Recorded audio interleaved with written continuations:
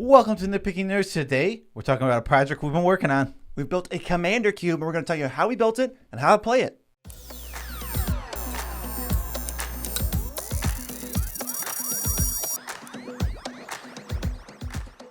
I'm your host, Joe Cherries. I'm your host, Beezy, and that makes us the Nitpicking Nerds. Daily content, and now a commander cube? You better go to Patreon and support the channel, or you can go to the link in the description and buy TCG player cards that you were going to buy anyway. And now when you buy those cards that you were going to buy anyway, we get a kickback on your order. Super great way to support the channel. Yes. So we're just ready to talk about it. It's the Commander Cube, baby. The Nitpicking Nerds Commander Cube. Yes. TM. We built this completely from scratch. We had basically no help. We made up the numbers ourselves, and we kind of just went with it. So let's ask the first question, because this is really important. You might be watching this video as a long watcher of the channel and saying, what is a cube? I've had people ask that before. It doesn't sound like it's anything. It just sounds like a shape. It is a shape, but that's not what a cube is in the concept of magic. It is also a customizable draft environment that you create, you cultivate and select every single card in the entire cube or card pool. And then what you do is you shuffle them up and randomize them in some way and then dish them out to packs like a booster draft. But every card is something you designed. So you create the archetypes, the environment, and all of the different matchups and interactions. Yes, and usually within a cube, there's only one of each card. So let that be noted. You can, if you choose to build your own cube, put multiples of cards to get more of a draft feel. It's not what we did. Every single card is individually different. Yes, so that's a cube. A commander cube is basically the same thing, except, well, you're drafting so that you, at the end, have a commander that you can play. Usually the deck size for cube is 40, but the deck size for commander cube can be basically anything. You can go 40, 60, 100. That's probably the main ones. We went with 60. So this cube ended up being like the most fun thing ever. But first we're going to talk about our cube philosophy. So what were we going for when making this cube? Yes. So we went with, let's just start. It's fun, balanced gameplay where decisions matter. I want your attacks to matter. Each attack you make, I want to feel like it actually makes a difference in the game. The things you remove, like every single one of those decisions to feel like they matter. Sometimes when you play regular EDH and you sit down, you can go a whole game with like tons of removal and tons of decisions, and in the end someone just combos off and you feel like, well, yeah, I guess my decisions just didn't matter because he just was going to combo off this whole time. So no matter what I had done, this is how it was going to end, which is inherently a bad thing, but it's not what we were looking for when building the cube. Yeah, it's typically more on board, so I can look and say, what's the biggest threat? If I answer 5 threats, and then somebody just plays 3 cards from their hand and wins, it doesn't feel like my decisions mattered a ton. One hard stance we have is no infinite combos. As far as I know, there is no way to go infinite with any number of cards in the cube right now. Yes. I mean, there might be something with like 6, 7 cards, but again, you would have, in order to do something like that, one, you have to draft all 6 or 7 cards that do it, and then and then compile them on a board state. That's probably not going to happen. Infinite. We avoided any easy to do infinite combos. There's no 2-card, 3-card, 4-card even. Probably not even any 4-card combos, just to keep it reasonable, so games just don't end. So like things that, like I said, what infinite combos do is they remove all the decisions up to that point. It just didn't matter. Yeah, you have to concentrate on how you're going to kill players, most likely one by one, by not overextending. And I love the tension of the 4-player games where you can maybe eliminate someone, but then you don't because you'll get eliminated. You have to actually, there's pros and cons to things. I mean, it's different than just saying, Crater of Behemoth, kill you all. It's like, okay, I can play this and remove this, and then, all right, get in a lethal attack with Vigilance, and now I'm set up to defend against the other 2. Exactly, yeah. I enjoy that a lot. Like you said, the intention of the games where combat matters is crazy fun. It's just like so many different decisions. Where you attack matters an incredible amount, whereas sometimes in regular age, it doesn't matter at all. We talk about attacking just being like an afterthought in regular Commander. We want that to be the focus of this. Think back to Commander Legends too, if you ever played that. Attacking was big in that. Yes, exactly. We put no Soul Rings, no Rhystic Sight, Smothering Tide, Necropotence, Dockside, Survival of the Fittest. That's just a quick like auto-include thing. We also cut cards like, this isn't even like as powerful as any of these, the Immortal Sun. Cards that you're going to first pick every time and that go in any deck. We don't want that. You don't want to have the cards. We want you to build for synergy rather than building for just overall greatness. If you ever saw a Soul Ring, it's a snap, lock, first pick. Doesn't matter what you want to play. It doesn't make for an interesting draft pick. And it doesn't make for an interesting draft game when only one player now can have Soul Ring in their deck and only one player can draw it. And when they draw it, there's just a huge resource disparity. And then if you want to add all the staples, now take that problem and multiply it by 50, and the draft decks don't feel synergistic. It's a big problem. So we cut all of the like nonsense like that. And then as a quick tip to people who might be building a commander cube, one thing I think we need to focus on a ton is the playability of cards. For example, a Shockland is, red-white. Well, that can only go in a deck that is exactly red-white. But if you put in a white land like Vivid Meadow that can now tap for any color but follows the color identity rules, it is a much more draftable card. So I would limit the number of gold cards and dual lands and focus more on cards that fit into a one-color deck or a two-color deck. Yes, agreed. Like, you just want more playables. You want no one should ever fall short on playables ever. Nobody should have 15 cards in their pool they could never use. Yeah, exactly. Which doesn't happen in our thing. You end up. You can sit next to somebody and you two can draft the same colors, and you guys will both end up with enough playables, which is the goal. Everybody, no matter how you draft or what your goal is when you draft, you're gonna end up with playables. Unless you would have to be like the third person in line forcing. So if you sat down and you went, I want to play black-white, yeah, and then the other two person to your right drafted black-white, you might be in trouble. And you didn't read signals. I don't even think you can end up with a black-white deck at that point. Yeah, exactly. But that's like the only case I can think of. You literally, the other stuff you drafted is like, oh, I can just play a different deck. Oh, oops. Yeah, but I mean, if there's 4 black cards in a pack, there isn't, and you see none. Yeah, that's fair, yeah, because it's completely true. All right, so let's get to the rules for drafting the Nitpicking Nerds Cube. All right, so this is how you're actually going to be able to draft the rules for drafting the Nitpicking Nerds Cube. And there's a link in the description, and you can draft it this exact same way on Cubecobra, which we use to make the cube and lay it out for you to see. So first, what do we got? Well, there's 20 card packs, and within each of these 20 card packs, there's 2 commanders. We put them in manually so that we know there's 2 commanders in every single pack. If you don't know the standard draft rules, you can probably look those up. You get 3 packs. You usually take 1 card, but in the Nitpicking Nerds Cube, much like Commander Legends, you take 2 cards per pack. What that does is it ensures that you are never, ever going to not have the cards for your archetype as long as it's relatively open. Yes, I mean, even a slight amount, yeah. So you're going to be taking cards. Like I said, if you need to know the draft, how to draft, like actually draft, those are online. You can find those rules other places. Color identity does apply. What does that mean? So that means if your commander deck is a red-black deck, you can't play, say, a Godless Shrine because it has a white color identity because it has a white pip in it. Yeah, all the same color identity rules as Commander. You probably know those since you watch our channel. So yes, adhere to that. No gold cards, no hybrid mana symbols, nothing like that. Adhere to your color identity.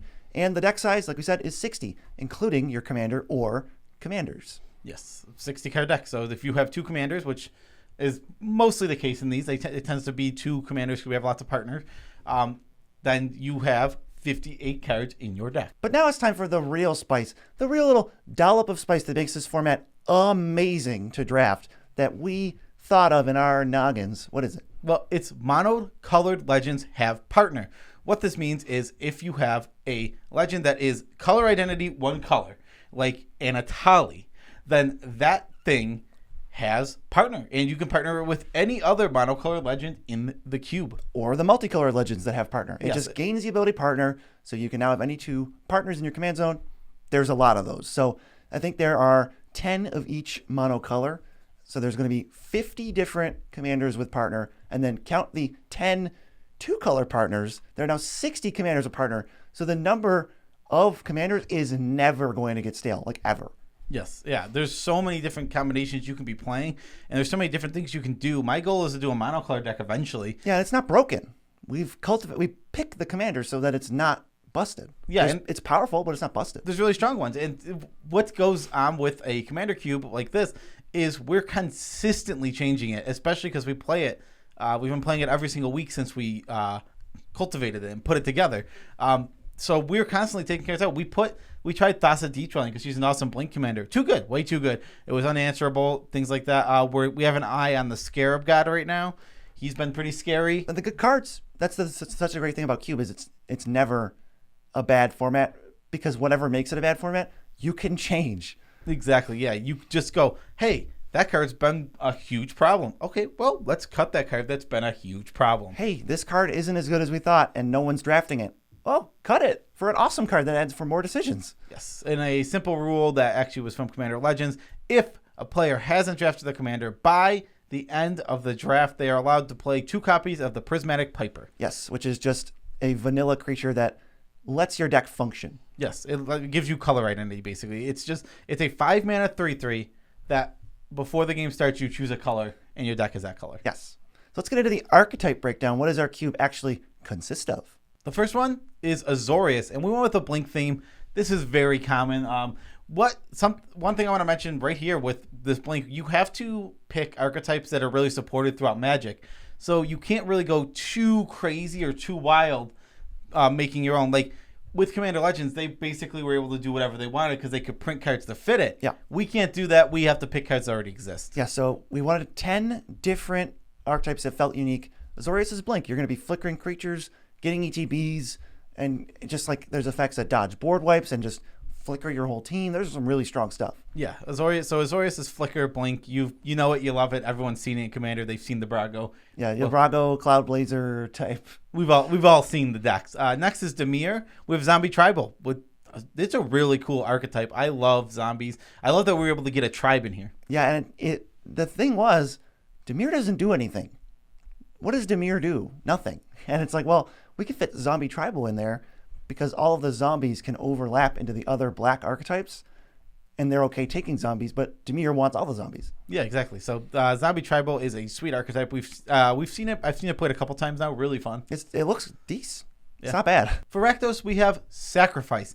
This has actually been one of the most problematic archetypes for us to work around because the best cards in your Rakdos decks are your payoffs for sacking creatures. So this is like things that deal damage, like I can't even think. Rage Thrower, Zulaport Cutthroat, Goblin Bombardment. yeah, Blood Artist. All of these have been big issues because ultimately, what happens is the games grind down and everyone gets low on life, and then someone is at 8 life and you have 9 damage on board, and you can just kill them at any time, so they can't take an action against you. And these hostage situations are the least fun we've had. They cause the most problems, which we're working on fixing that because we're not sure where we're gonna go. It's possible we need to go to Madness, but right now we're sticking with Sacrifice, and we're gonna make sure that it works as good as possible. And if it doesn't work, we'll see what we have to do from there. Yeah, and if we want to add in some lessons we've learned, maybe that you could also gain from it with each archetype. The Rakdos lesson is we cut Blood Artist and Falconwrath Noble and Rage Thrower, cards that say whenever a creature dies just anywhere on the battlefield. No, that scaling is way too annoying, way too much value for what the card says. Yes. So I would recommend not putting in, like Zulaport Cutthroat is different, but Blood Artist is like, Yeah, Blood Artist is real strong. it's too easy. Exactly. Next, we have Gruul Landfall. This is the archetype that actually doesn't fit into what you stereotypically think about when you think about Gruul. And usually Gruul is cards you don't want to draft. So That's usually the theme. So what ends up happening here is we want Landfall, most of the green cards, some green red cards with Landfall, but in order to like spice it up a little bit, the red is like the payoffs for like the X spells and stuff like that. Yeah, where you have a ton of lands and cast this giant red spell and just wipe everybody out or wipe the board or make some giant creature that nobody can stop. Yeah, exactly. So Gruul really wants to go big. The hardest part to get with Gruul is to make sure you get them ramp spells, because ramp spells are contested by every green player. So you want to, if you know you're in Gruul early, make sure you're prioritizing those ramp spells because they're more important than you than other archetypes. Yeah, and one thing our numbers, the way we've organized everything, there has been no issue with every deck picking up mana rocks and ramp. We actually just cut some mana rocks because there was too many. Yeah, we did enough that we could cut 10 mana rocks. Yeah, exactly.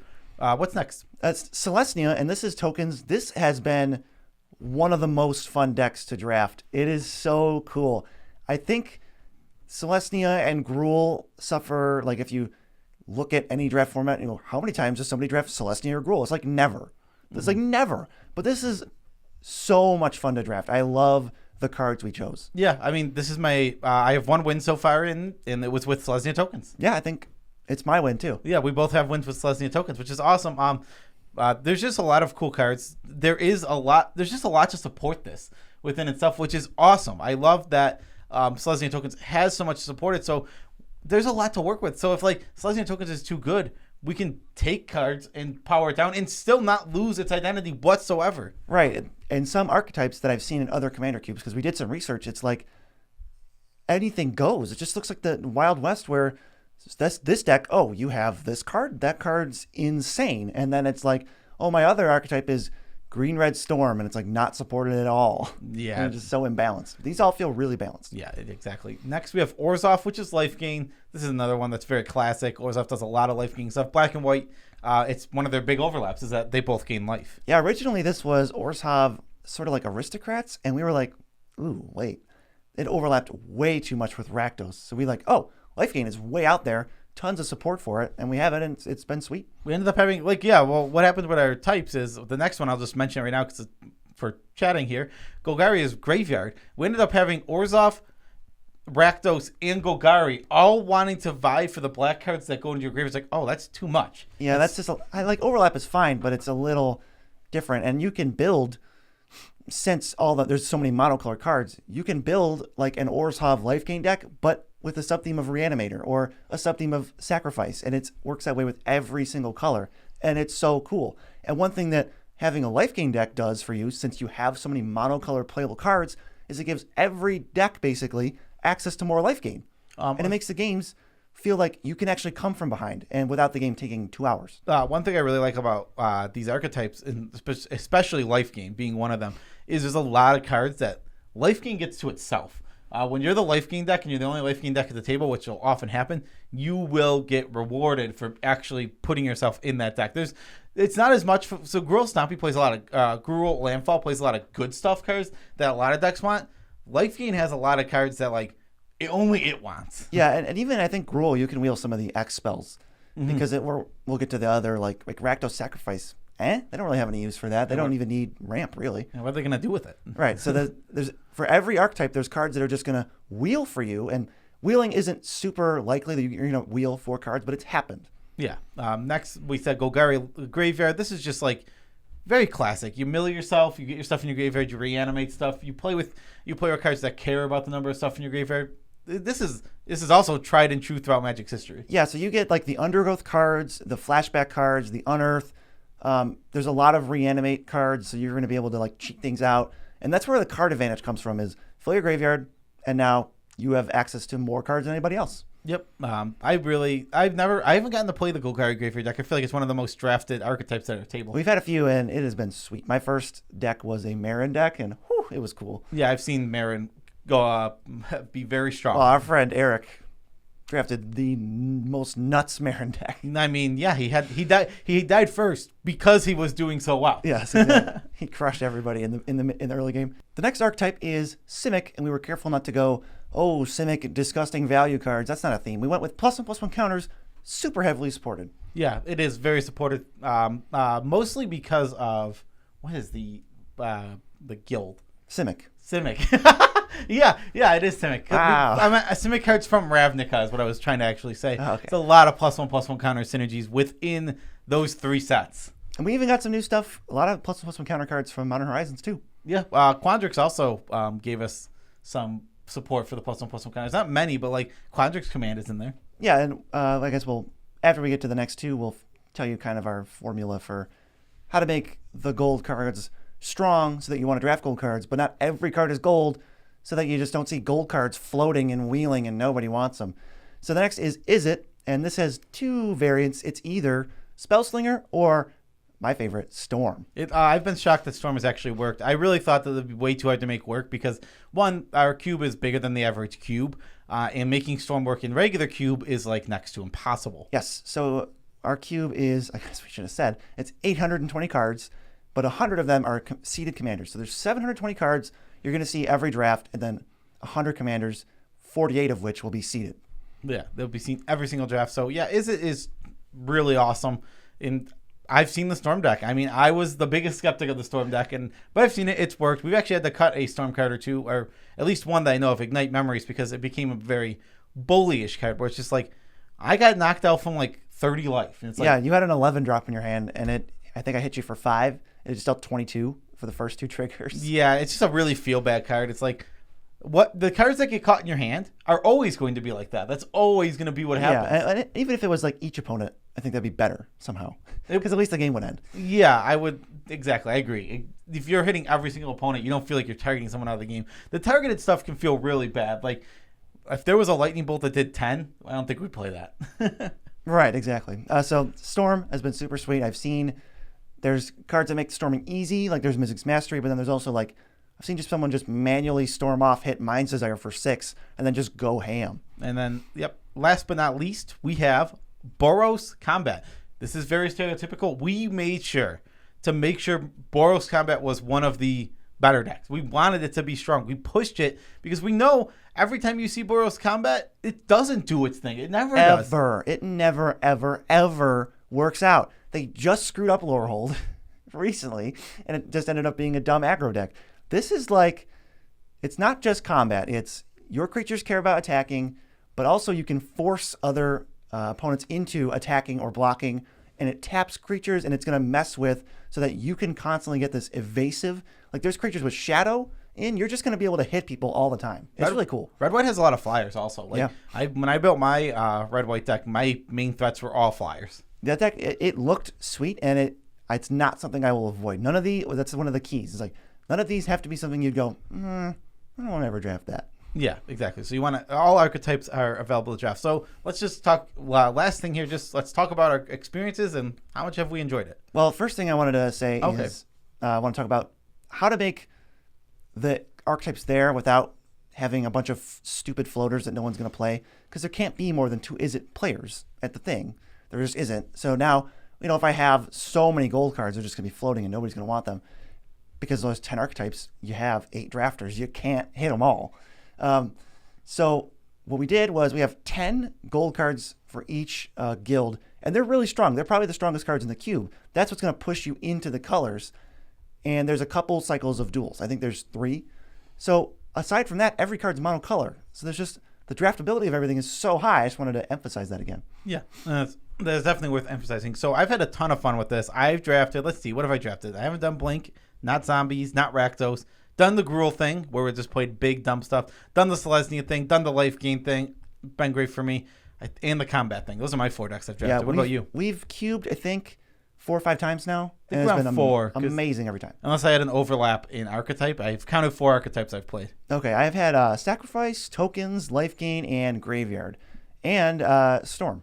So you missed something. Yeah, no, I probably just had overlap. I probably just have played the same archetype the one deck twice. No, one time you played 4 color. Oh, that's right. Yeah, that's right. I did. I pick one, packed one, a Vial Smasher? A Vial Smasher, and I'm like, I really, really hope I get any other 2-color commander. And what was the other one you got? Like Ravos or not Ravos? Like Kydel. Kydel, yeah, I got Kydel, and I'm like, I'm doing it. I'm just GMing 4-color nonsense. It was That's great. Sweet. Yeah, that deck was cool. So it is possible to have 3 or 4 colors. There is 10 commanders that are 3-color, so it's totally possible to have. 3-color happens. Almost. There's going to be at least one every draft. There's going to be a 3-color drafter because, like you said, there's there's how many? There's tricolor identity for each one. So there's 10 3-color commanders, and then there's 10 2-color partners, which can partner with a monocolor of a different color. So you have like let's say Atali Primal Storm partners with Kydel. Now you're teamer. Exactly, yeah. So this has been like one of the most fun I've had playing Commander in a long time. I love Commander, don't get me wrong. I play Commander all the time and I enjoy it. But this is like on another level. This is like a whole different thing. It is so enjoyable. It feels like we took Commander and then fixed all the bugs, and now it's like perfect. Yeah, well, we love draft as it is. Like we've combined our 2 favorite formats. That's true too. We've combined Limited, which was our second favorite format, with Commander, our favorite format, and it's become amazing. With the lessons we learned from Commander Legends, so now I feel like we just nailed it. Honestly, yeah. I feel like we nailed it. Commander Legends helped us a lot. Yeah, Commander Legends was an awesome set. Like I am not going to talk down about that set because as a draft set to play, we played it so much. We have 5 more boxes because we were planning on playing it. I think we drafted it at least 25 times. Yeah, we drafted it so many times. And the fact is, we're going to keep drafting Commander Cube. I'm planning on tonight, I'm planning on going, hey, you know what, guys? Want to do it after? Oh, they might say yes. Of course, and we don't have to be home. Yeah, we don't have anywhere to be. What is our schedule? Record a video? We just did that. We just did that. Yeah, we're already ahead of schedule. We're killing it. Yeah, so I highly recommend, if you're interested or you want to just, take it for a test run, click the link in the description. That'll take you to Cubecobra, and then you can draft with the stipulation. You can go, it's 2 picks per pack, 2 commanders per pack. It'll be sweet. And let us know if you draft like a really cool deck, or you have any questions about how we built this, because we've been brewing this for a long time. We're finally public with it, so we'll answer anything. If you live in the Buffalo area and you're like, hey, you have to befriend us, make us trust you, and then you might have a chance to play with us. Right. You might be able to meet our friend group. You got to befriend us, though. That you got to wine and dine us, woo us, whatever the words are. I don't know. You don't want to be wined and dined? Yeah, I guess there's nothing wrong with whining and dining. Yeah, the wooing you don't want. Yeah, whatever comes after that. Well, just go home. They can woo us, just don't woo up. You don't want to be wooed too much. Right. The video's over. Yeah, that is the end of the video. Special shout outs to every single one of our patrons. Love you guys as much as we can without making you uncomfortable. You support the channel. You're the lifeblood of this channel. And if you would like to join them, you can head to the Patreon link in the description and become a poopy baby. Speaking of the description, there's also a TCG Player affiliate link where you buy cards and we get kickback on the order, but it doesn't come from you. So for free, you support the channel. It's just a great way to give us a little tip and go, hey, guys, keep it up. It's a great way to stay in shape. It is a great way to stay in shape. And last thing, we have a Discord. If you would like to be playing some Commander games, head over to the Discord and go ahead and just, hop in the Discord. It is very possible we could get Commander Cube games going too. I know we can talk to our mods about it, but it needs to be done on. It's doable. We have to do it on like Cubecobra or something? Where you draft it and then you export to another site. We'll have to talk to them, but that might be possible. It certainly might be possible, and I'm certainly not against trying because I love the Commander Cube. It's been super fun. Tidbit about our lives. It's my turn. I know that. Okay. I'm going to be very vague so as not to upset anybody.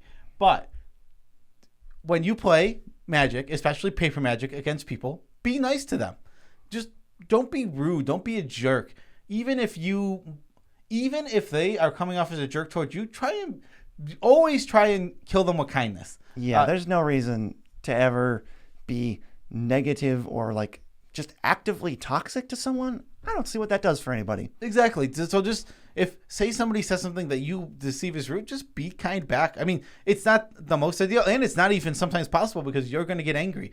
I've gotten angry. We've all done it before. But do your best to be kind. I mean, I've seen stuff on the internet that has been like very toxic. I'm not bringing up any examples. I mean, you have the power to make or break someone's day. Why would you ever ruin someone's entire day? That's horrible. Exactly. I would feel so bad. Exactly. The community, like, we want to be a positive force in the community. I mean, that's a term I don't usually like because it's overused and overdone, but for real. This is the first time we've ever said it. Exactly. It's so important to just be the person you want to play against.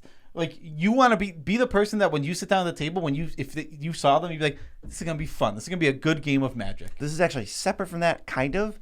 But just to dovetail off that, if you complain to your opponent about the game you just played, you need to stop. Nobody ever. Like, I'm saying this is the nicest way possible, but nobody cares.